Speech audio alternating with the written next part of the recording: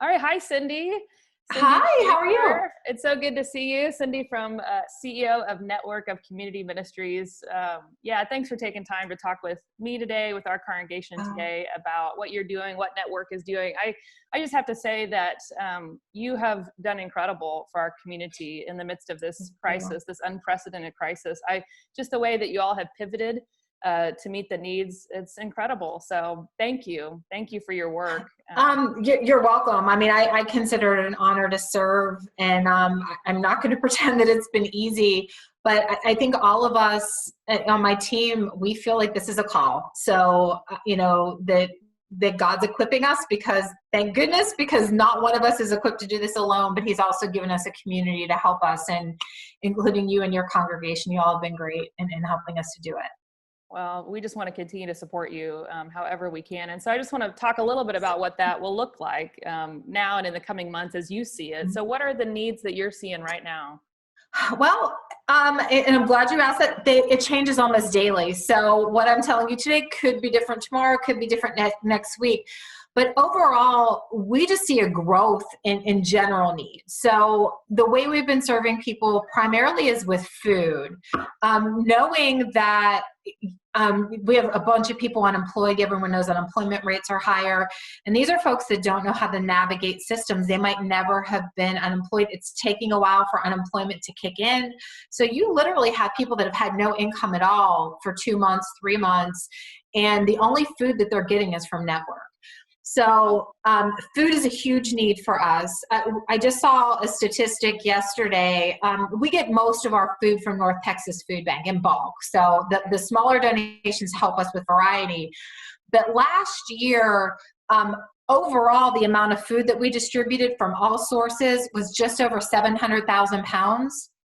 In the Wow. 2 months, March 15th to May 15th, just from the North Texas Food Bank, we brought in over 500,000 pounds of food. In 2 months' time, we brought in, 3/4 of a year worth of what we distributed last year. I saw that. I'm like, whoa, Yeah, what, that tells a story, doesn't it? It really does. it really does. So food is the biggest thing. Before the COVID-19 pandemic, we were serving 170 to 200 families a week with food. And on average now we're serving 150 families a day. We've had days where it's been well over 200 families. We've increased our hours to be open on Saturday as well, just to meet the need. So Wow. that's big. The other biggest need that we've seen is housing. The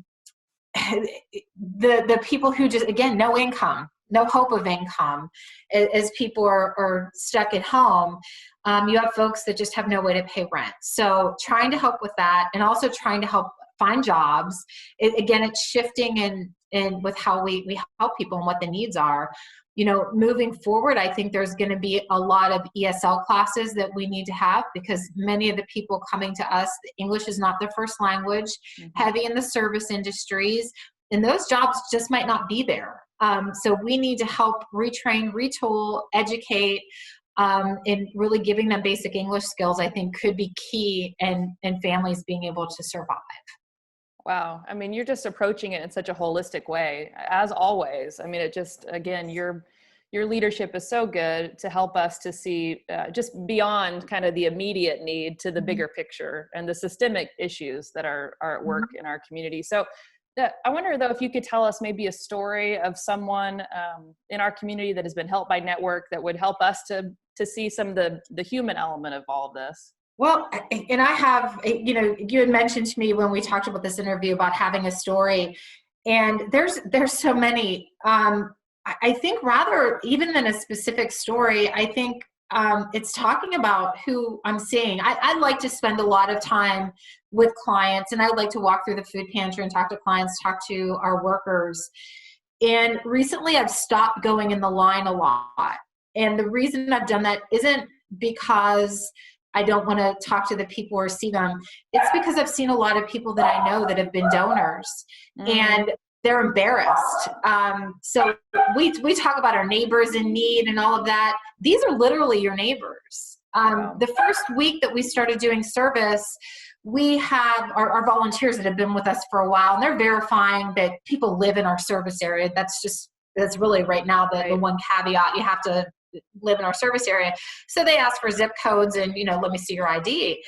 And this one volunteer I happened to be around, she's like, is this really in our service area? And it was a Canyon Creek address, which we have a lot of donors from Canyon Creek, but we've never really had a number of clients. And that's been common. No income is no income. It doesn't matter what your income was before if you don't have income stream.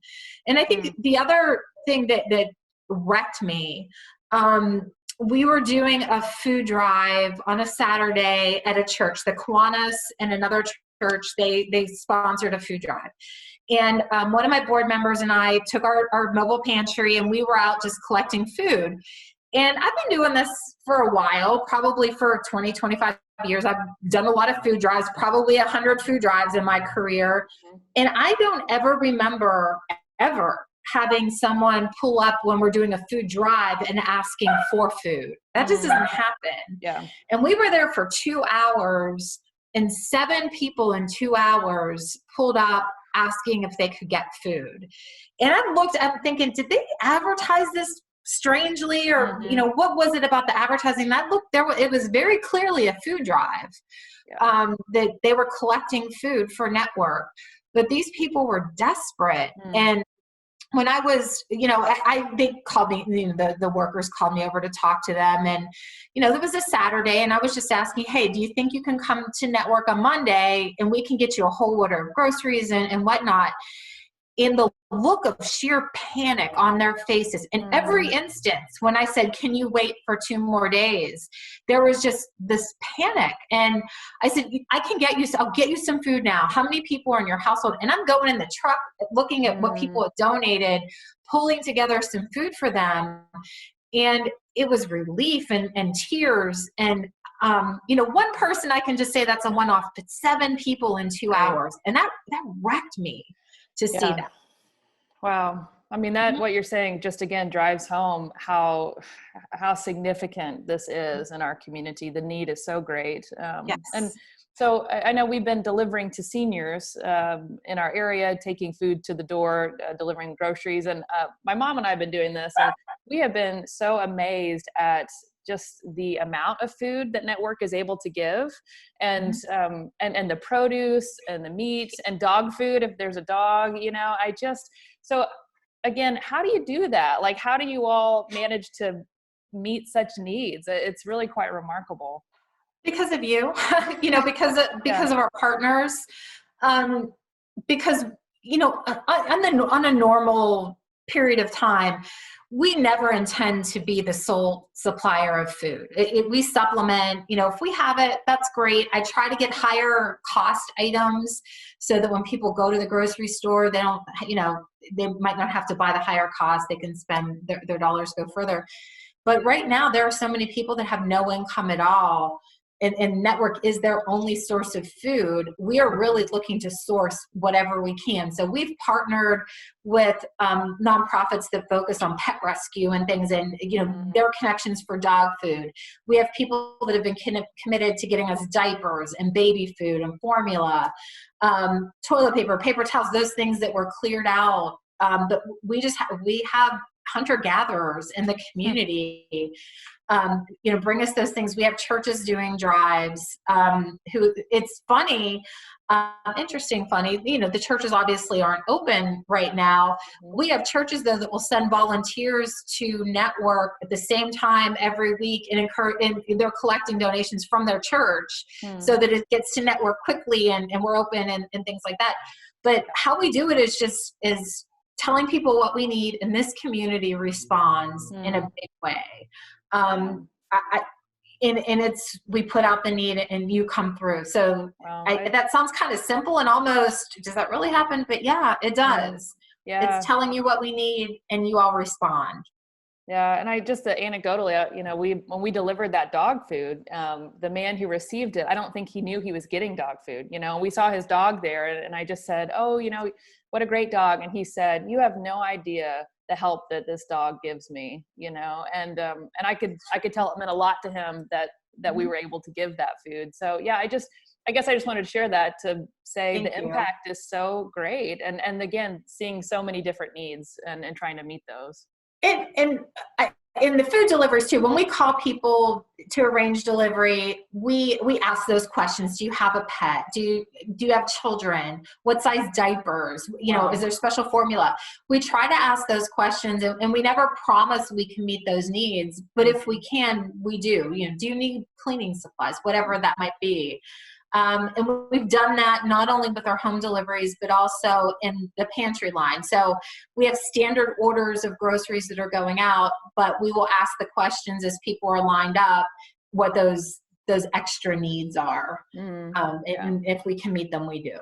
That's so great. Well, so how can we help you meet those needs? So what, as you look into the summer, you know, we've got these hot summer months coming on. We've got kids that are hungry that typically would get food from schools. I mean, what can we do as part of the community to help network this summer? What I think continuing to check back to see what our needs are, because we're updating on our website with the food needs, because that changes too with what the food bank has. Okay. So as they're low on food, there was a while that we couldn't get rice and beans from them, so we were sourcing them from Restaurant Depot and repackaging. Wow. But there's some different sourcing for them that they're getting more. So, but check back on our website to see what the most needed items are, because that will change. Yeah. But also check to see about what we need volunteer wise. So right now we are partnering with RISD that they're still doing breakfast and lunches through the end of June. That's the current plan. And again, that changes. So right now the plan is through the end of June.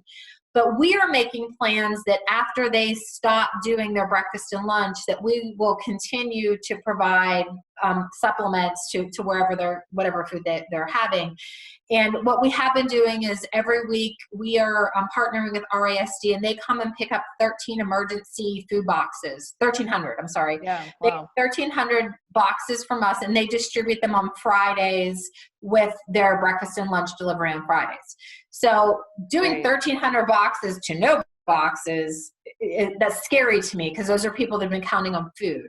Yeah. So our intention is going to be to take our mobile pantry to a different site every afternoon. So 5 different sites during the week where we will distribute from our truck. And people may have seen us set up a mobile pantry before. We don't have the ability to do that where we set up mobile pantry, and we think the need's going to be much bigger than just what we were doing for mobile pantry. Sure. But we'll continue with emergency, but also take some produce, and we'll pre-bag some meat and things like that we can just hand out the same thing to everyone. But we know we're going to need help with that. We're going to need some volunteers, probably not more than 2 or 3 for each site, just helping with the back of the truck and just checking ID for zip codes. That's all we're really looking for, and just help them load things into people's cars. But I'm anticipating July when that starts, but we will start looking for our volunteer groups probably mid-June. We just need to solidify timing of when that's going to happen, but we're working on sites now that we can go to.